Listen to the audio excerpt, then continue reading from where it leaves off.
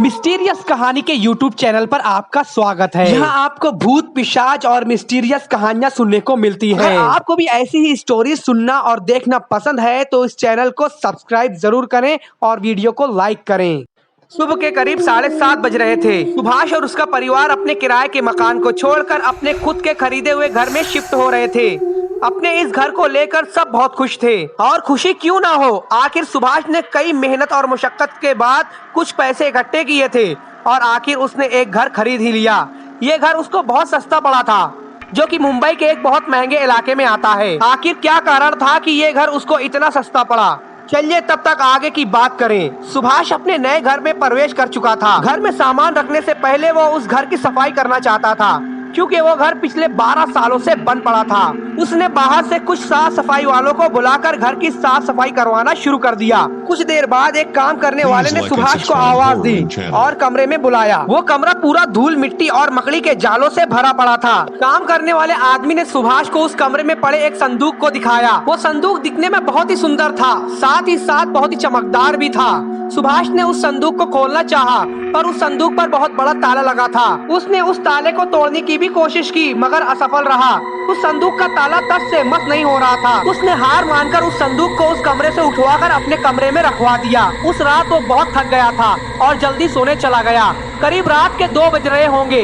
सुभाष के रूम से किसी बच्चे की रोने की आवाजें आने लगी, जिसकी वजह से सुभाष और उसकी पत्नी जो उसी रूम में सो रही थी, दोनों उठ खड़े हुए। कुछ देर बाद रोना बंद हो गया, लेकिन सिसकियों की आवाज आ रही थी। अचानक किसी की जोर से आवाज आई, मुझे यहाँ से निकालो, मैं जिंदा हूँ। सुभाष की उस संदूक पर नजर गई। वो आवाज वहीं से आ रही थी। वो डरते डरते उस संदूक के पास पहुंचा। उसको ऐसा लग रहा था कि उस संदूक में कोई छोटा बच्चा है। सुभाष को कुछ समझ में नहीं आ रहा था कि आखिर वो क्या करे। वो उस रात उस कमरे से हटकर दूसरे कमरे में सोया। इस घटना की वजह से सुभाष और उसकी पत्नी के तो होश ही उड़ गए थे। सुबह होते ही उसने एक ओझा को बुलवा लिया, जो कि फूंक झाड़ जैसी प्रक्रिया करते हैं। सुभाष ने उस ओझा को उस संदूक के बारे में बताया। ओझा ने बताया कि उस संदूक में एक बच्चे की आत्मा कैद है, जो कि बाहर निकलना चाहती है। सुभाष ने उस ओझा से पूछा कि अब क्या किया जा सकता है, तो ओझा ने कहा कि पहले इस बच्चे की आत्मा को इस संदूक से निकालने से पहले हमें ये जानना होगा कि आखिर इस बच्चे की मौत कैसे हुई, तभी मैं कुछ कर सकता हूँ। सुभाष ने उसी वक्त उस मकान के डीलर को वहाँ बुलवा लिया और संदूक के बारे में पूछा। संदूक के बारे में पूछते ही डीलर ने जवाब दिया कि इसी संदूक की वजह से आज तक किसी ने इस मकान को खरीदा नहीं है। जो भी इस मकान में आता है वो इस संदूक से आने वाली आवाजों से डरकर भाग जाता है। वो बताने लगा कि करीब 12 साल पहले इस मकान में क्या हुआ था। उस वक्त इस मकान का मालिक अपनी पत्नी और 2 बच्चों के साथ रहता था। अचानक ऐसा कुछ हुआ कि उनका एक बच्चा रहस्यमय तरीके से गायब हो गया। उस बच्चे को बहुत ढूंढा गया, लेकिन वो मिला नहीं, जिसकी वजह से उसकी माता पिता ने हार मानकर इस मकान को छोड़कर कहीं चले गए। डीलर ने जो बताया उसको सुनकर सुभाष के मन में कुछ सवाल उठे कि कहीं इसी संदूक में जिस बच्चे की आत्मा कैद है, क्या वो वही बच्चा तो नहीं है जो 12 साल पहले खो गया था? और अगर वो वही बच्चा है तो आखिर उसकी मौत कैसे हुई? सभी लोगों ने तय किया कि उस संदूक को खोला जाएगा। उस बाबा ने उस संदूक को अपने मंत्रों के साथ खोला। उस संदूक को खुलते ही वहाँ पर जितने भी लोग थे सबके होश उड़ गए, क्योंकि उस संदूक में एक बच्चे की हड्डियों का ढांचा पड़ा हुआ था।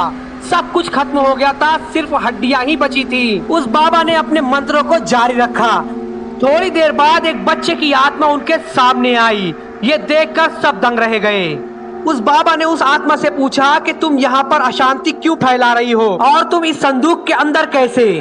उस बच्चे की आत्मा ने जवाब दिया कि आज से तकरीबन 12 साल पहले वो उसके भाई के साथ खेल रहा था। घर में खेलते खेलते उसने उस संदूक में छुपने का फैसला किया।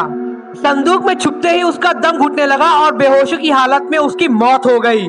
किसी को कुछ पता नहीं चला कि ये बच्चा कहाँ चला गया। उसके माँ बाप ने उसको बहुत ढूंढने की कोशिश की, मगर ये बच्चा उनको मिला नहीं। यहाँ तक उसके माँ बाप निराश होकर उस घर को छोड़कर भी चले गए और इस बच्चे की डेड बॉडी इसी संदूक में पड़ी सड़ती रही। और इसके बाद कई लोग इस घर में रहने के लिए आए और इस बच्चे की आत्मा ने उनको आवाजें भी दी, मगर वो लोग उस संदूक को खोलना तो दूर, उस संदूक की डर से इस घर को छोड़कर ही भाग गए। सुभाष ने तय किया कि वो उस बच्चे का अंतिम संस्कार करेगा और उस आत्मा को शांति देगा।